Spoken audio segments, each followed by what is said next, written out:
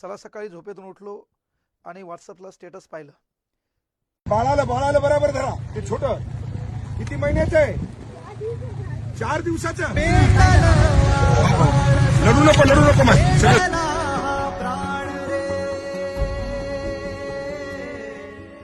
ते स्टेटस पाहिल्याच्या नंतर कळमनुरी विधानसभा मतदारसंघाचे एक लोकप्रिय आमदार संतोष बांगर, हा महाकाय पूर आणि या पुरातून स्वतःच्या जीवाची पर्वा न करता ज्या माणसांनी लोकांचा जीव वाचवण्यासाठी अहोरात्र पावसाचं पाणी स्वतःच्या अंगावर झेललं, तो माणूस म्हणजे संतोष बांगर. चांगल्या कामाचं कौतुक होणं सध्या काळाची गरज आहे. राहिली गोष्ट तुमचा पक्ष, तुमची जातपात ह्यापेक्षाही जो मदतीला धावून येतो तोच खरा देवदूत. आणि एवढ्या पावसात तो माणूस त्या मातेला विचारतो की हे लेकरू किती महिन्याचं आहे. तेव्हा ती आई उत्तर देते 4 दिवसाचं.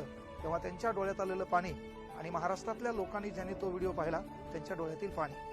बांगर साहेब, तुमच्या कार्याला सलाम. खरं पाहिलं तर ही पुराची भयानक परिस्थिती, आजकाल पांढरं शर्ट कोणी अंगात घातलं तर ते मुळू द्यावं वाटत नाहीये. त्याच्यानंतर बाकीचे नेते असतील त्यांनाही विनंती आहे, तुम्ही पण काम करतात, मात्र त्या कामाची सुरुवात बांगर साहेबांनी जी केली ती महाराष्ट्रातल्या प्रत्येक आमदारांनी करावी. येणाऱ्या काळात जर तुम्ही असं काम केलं तर तुम्हाला विधानसभेचा प्रचार करण्यासाठी कोणाच्या सभा ठेवण्याची गरज पडणार नाही. ते विधानसभेतील लोक तुमच्या घरासमोर येतील आणि तुम्हाला उभं राहावंच लागतील असं अट्टहास ते धरतील. काय हे चित्र आहे पहा. हे चित्र पाहिल्याच्या नंतर हा व्हिडिओ देखील तुम्हाला पाहायला मिळाला असेल. व्हिडिओ पहा. महाराष्ट्रातल्या प्रत्येक लोकांच्या डोळ्यात पाणी आलं. काय त्या माणसाची कामाची जिद्द असेल, ऊर्जा असेल, प्रेरणा असेल, त्याच्यासोबत जे टीम वर्क आहे. रामभाऊ कदम आहेत, श्यामभाऊ आहेत आणि बाकी गुड्डू भाऊ आहेत. यांच्या कार्याला सलाम. जी लोक खांद्याला खांदा देऊन सदैव लढत असतात आणि त्या माणसाला म्हणजे बोलणं जे पोटात आहे तेच होटात आहे. म्हणजे कोणाचं कपट नाही, कूटनीती नाही, जे आहे ते. अनेक वेळा बोलताना वादग्रस्त देखील ठरले असतील, पण त्या बोलण्यामागचा उद्देश लक्षात घ्या. काल परवा मी तो एक ऑडिओ ऐकला की हॅलो, हा, थोडीशी मदत पाहिजे होती तुमच्याकडून म्हणून फोन लावला होता. कोण बोलते बाई? आंबेरीहून बोलायला मी रेणुका जाधव. काय झालं बाई? पोरगा आयसीयू मध्ये ऍडमिट आहे, त्याला निमोनिया झालाय. बर, हं. कोणत्या दवाखान्यात आहे बाई? मल्हाररेड्डी हॉस्पिटल मध्ये. बर बर बर बर. हं. कुठलची आहे बेटा तू? आंबेरीचे. बर बर. मग पेशंट मुलगा लेकरू कुठे आहे ऍडमिट? लेकरू इथं दवाखान्यात आहे, मी सांगा हैदराबाद मध्ये. अरे अरे अरे. हं, ते लय अवघड परिस्थिती आली, फोन लावला होता. काहून बेटा, तुझ्या घरचे कुठे आहेत? घरचं कोणीच नाही यायला, लेकराला बघायला पण कोणीच नाही आलं आणखी. आणि तुझ्या नवरा तुझा?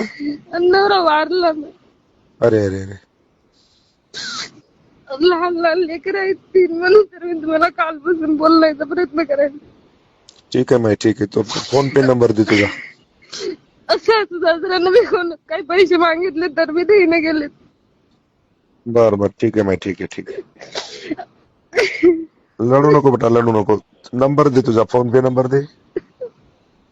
हैदराबाद आहे आणि त्या हैदराबाद मध्ये एक आई तिच्या मुलासोबत आहे. घरचे तिला मदत करत नाही आणि ती ताई बांगर साहेबाला फोन करते आणि बांगर साहेब तिला मदत करतात. त्यावरून विचारणं असं करतात की जुनू स्वतःचं लेकरू आहे. अरे असा आमदार लाभणं देखील खऱ्या अर्थानं त्या विधानसभा आमदारातील लोकांचं पुण्य मानावं लागेल की तुमची समस्या, घरातली समस्या स्वतःची समजून ती समस्या निराकरण करण्यासाठी सदैव माणूस तो तत्पर असतो. त्याची बोलण्याची भाषा जे पोटात आहे ते होटात आहे. काही कपट नाही, कुठलं राजकारण नाही, काय नाही. जे होईल ते काय होईल, कोणाला बोललो त्याचा परिणाम काय होईल का, कोणी ऑडिओ व्हायरल करेल का तर तो माणूस वाईटच कोणाचं सोचत नाही तर त्याचं काय वाईट होणार आहे. आज त्या माणसाचं कार्य महाराष्ट्रातल्या प्रत्येक मीडियानं, महाराष्ट्रातल्या प्रत्येक लोकांनी डोक्यावर घेतलंय. आणि म्हणून साहेब, तुमच्यासाठी एवढंच म्हणेल की दान से बडा कोई धर्म नाही होता और सेवा से बडा कोई कर्म नाही होता. ते काम तुम्ही केलंय. ईश्वराला विनंती आहे की तुम्हाला उदंड, निरोगी आणि सुदृढ आयुष्य लाभो. कारण तुमचं हे काम पाहिलं, त्या कामाला